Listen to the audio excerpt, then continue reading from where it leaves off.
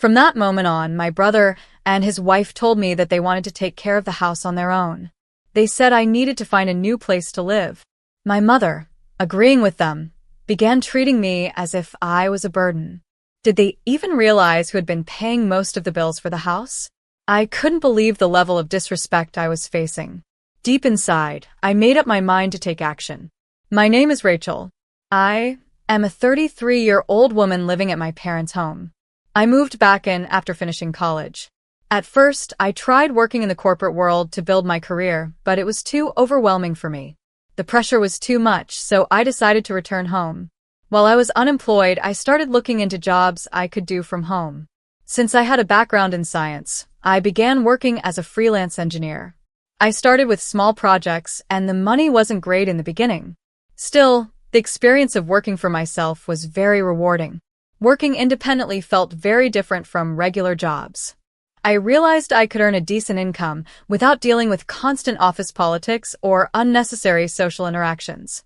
Over time, I got better at what I was doing, and my confidence grew. As a result, I started getting more projects and earning more money. Within a year, I was making as much as someone working a regular corporate job. The real problem, though, wasn't the work itself. It was making my parents, especially my mother, understand what I was doing. My father listened and understood when I explained how I earned money. But my mother had a harder time accepting it. She believed in traditional ways of working, like going to an office, and she didn't understand how I could make a living online. No matter how much I tried to explain, my mother would ask me things like, "How long are you planning to stay here?" It felt like she didn't believe my work was real.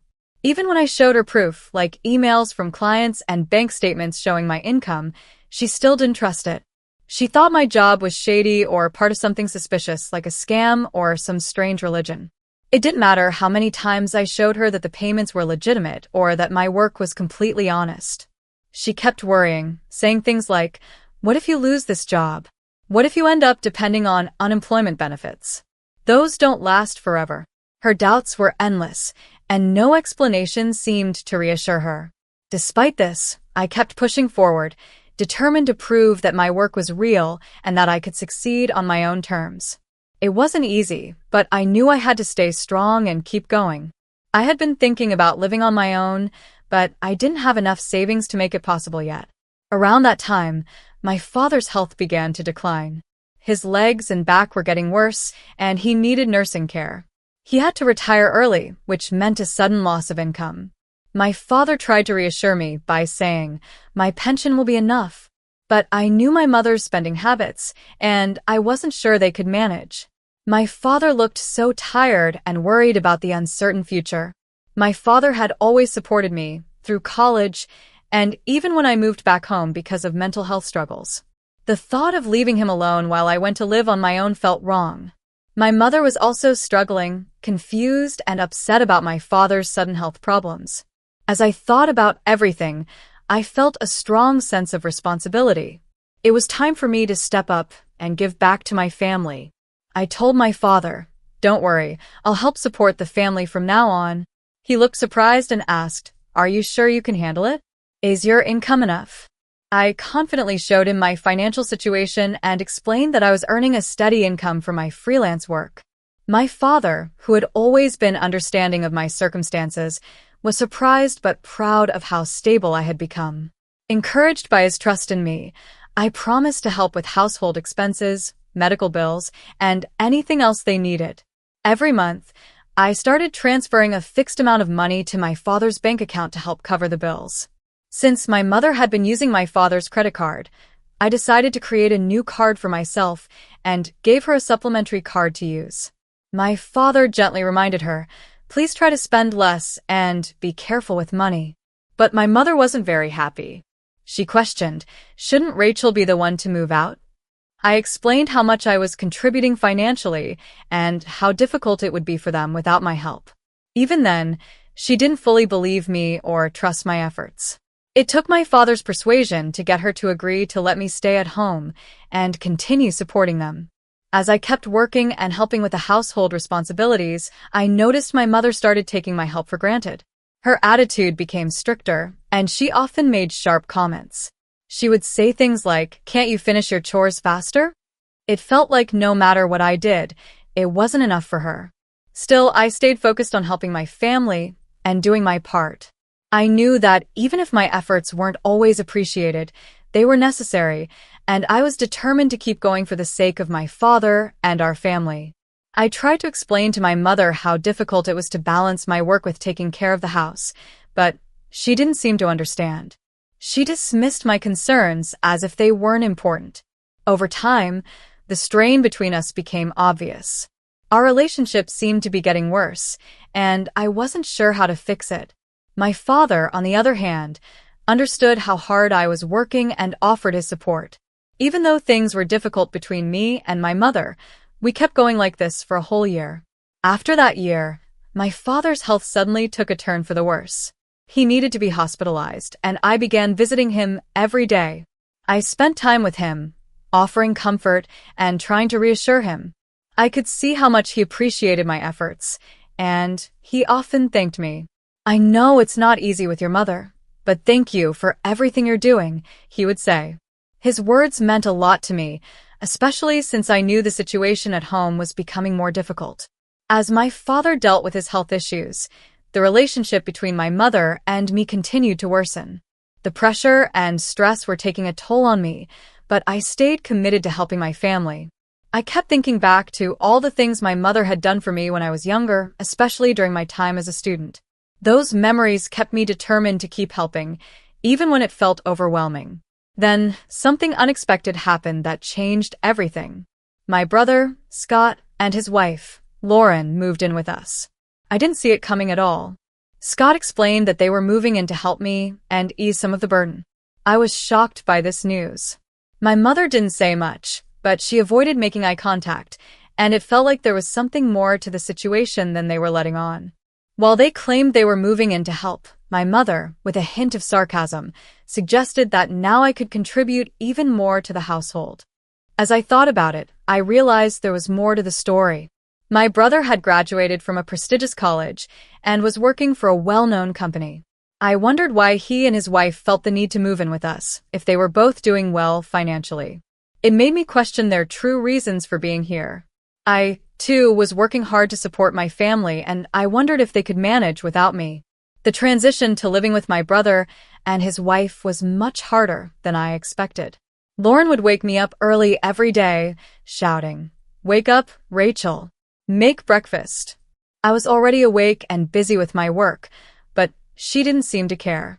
She kept banging on my door, demanding that I get up and make breakfast. "Come on, get on with it," she would say. I didn't want to argue, but I felt frustrated. I was trying to manage my work and support the family, yet it felt like no one was respecting my efforts. I forced myself to help out, even though mornings in our family were usually more relaxed. We weren't used to strict routines, and everyone would eat breakfast at their own pace. Especially when my mother and Lauren were around, there was no urgency. I always thought it was natural for a wife to prepare breakfast for her husband, but Lauren insisted that we all pitch in. Reluctantly, I joined them in the kitchen. I tried my best to make a nice breakfast. I carefully prepared soft scrambled eggs, a fresh lettuce salad, buttered toast, and a juicy sausage. I thought they would appreciate the effort. But when I presented it, their reaction was far from positive. "Is this all you made for breakfast?" "This isn't enough," they complained. Frustration bubbled inside me. I couldn't believe they were so critical after all the effort I had put in. I finally snapped and said, "You don't have to eat it." My tone caught them off guard. Lauren looked furious and snapped back, "Who do you think you are?" Scott joined in, laughing mockingly as he said, "What kind of attitude is that? Who do you think you are, really?" I tried to explain myself. "I have work commitments," I said, hoping they would understand that I couldn't keep dropping everything to cater to them. But instead of understanding, Scott shot back, "What kind of work? Are you serious? Are you crazy?" Their lack of understanding and constant criticism pushed me over the edge. I packed in my laptop, ignored their comments, and left the house. As I walked out, I could hear Scott yelling after me, demanding to know where I was going. I didn't answer. I just needed to get away. I headed straight to my father's hospital room. When I entered, he looked up, surprised. Rachel, what's wrong? You look upset, he said. I sat down and let it all out. I just had a huge argument with Scott and the others, I admitted, feeling overwhelmed. My father's expression was one of concern. I didn't realize things had gotten this bad, he said softly. I'm sorry, Rachel. Don't let it weigh you down. You don't have to stay in a situation that makes you unhappy. You can live your life the way you want to. His words gave me a sense of relief and clarity, but I still worried about my mother. What about Mom? I asked. She might feel more at ease if Scott stays at home. My father shook his head. Your happiness matters too, Rachel. You don't have to stay somewhere you're not comfortable. All I want is for you to live happily, however that looks for you. Encouraged by his support, I made up my mind. That evening, when I returned home, I knew it was time to leave and create a space for myself where I could live freely and peacefully. When I walked into the house, it felt like a tense scene from a movie. My mother, brother, and sister-in-law were all sitting there with serious expressions. Before I could even ask what was going on, my brother accused me. Why weren't you at work? I had to take the day off because of you, he said angrily. In my mind, I wondered why it was so easy for him to just take time off from his job. Their voices grew louder as the argument escalated. Finally, my brother shouted, "Get out of here. From now on, the three of us will live here together. If you don't want to stay, then leave. We don't need someone like you around." I was shocked. Why? What did I do? I asked, hoping for an explanation. But they ignored my protests. Both my brother and his wife insisted, "You're not needed here anymore. We can handle everything ourselves." Even my mother, siding with them, seemed to think I was just getting in the way. I felt anger and frustration building inside me. They completely ignored everything I had done for the family, especially my financial contributions. They were so focused on their own concerns that they didn't care about my efforts. Furious at their insensitivity, I decided to take action. I quietly transferred all the money linked to the credit card my mother used every day into another account under my control. I knew she'd be shocked when her card stopped working. Then, I moved the money from my father's account into a separate account I created specifically for his medical expenses.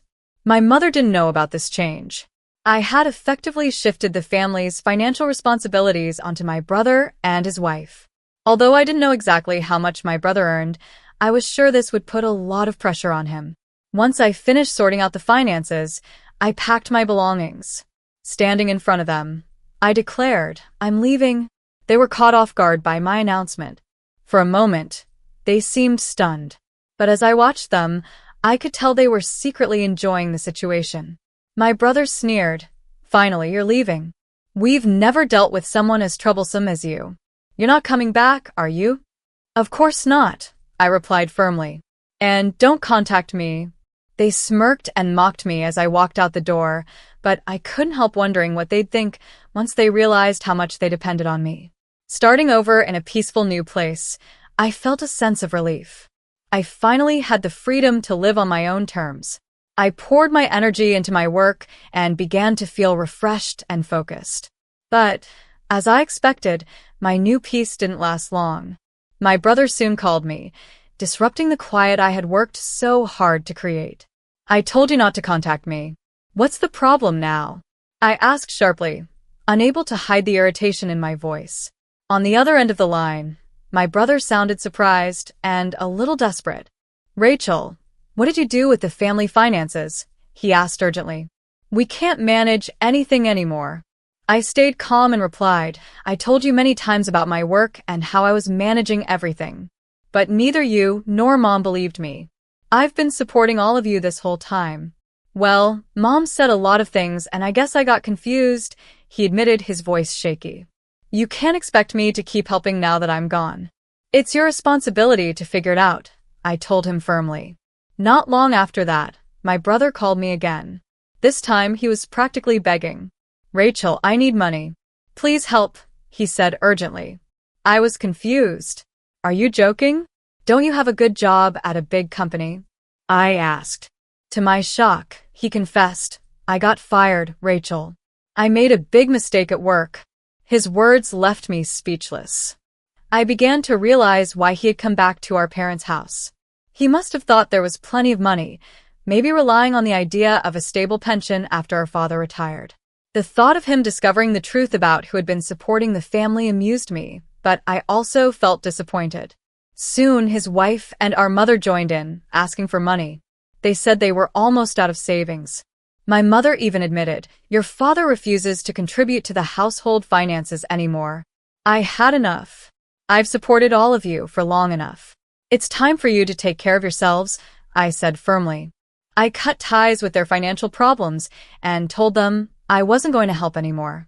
My father, tired of the constant strain in his relationship with my mother, decided to leave quietly. He consulted a lawyer and moved to a peaceful place to live on his own. I continued visiting him daily, but I focused on building my own life. Meanwhile, I heard updates about my brother from a mutual friend. He had moved into a small apartment and was living very frugally. My mother, who had always been a homemaker, struggled with her sudden need to find a job.